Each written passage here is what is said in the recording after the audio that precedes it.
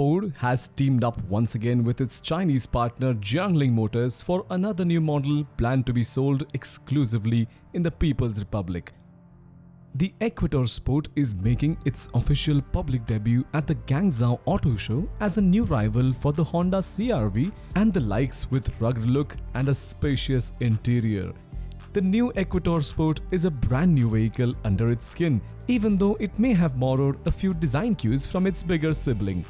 It flaunts the same front fascia, which features a large radiator grille flanked by thin LED headlights with C-shaped DRLs as Equator. The chunky front bumper along with a silver-colored skid plate gives the SUV a rugged appeal. The side profile adds to the muscular appeal with massive wheel arches and door sills wrapped by black cladding. The 20-inch 5-spoke alloy wheels along with sharp creases on side panels add a hint of sophistication to the SUV. At the rear, the design is almost similar to the larger Equator, but Sport misses out on the LED stripe connecting the tail lights. The major difference quite obviously begins with its dimensions.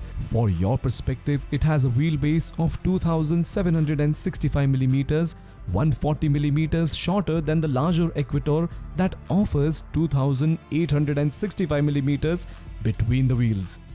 On the inside, the biggest difference is in the number of people it can accommodate. While the bigger Equator is a 6 or 7-seater, the Ford Equator Sport offers space for 5 passengers.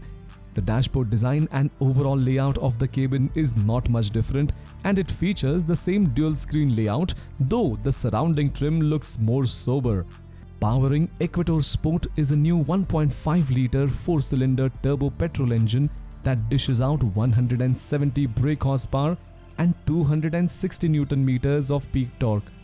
Power is sent to all 4 wheels via a 6-speed automatic transmission.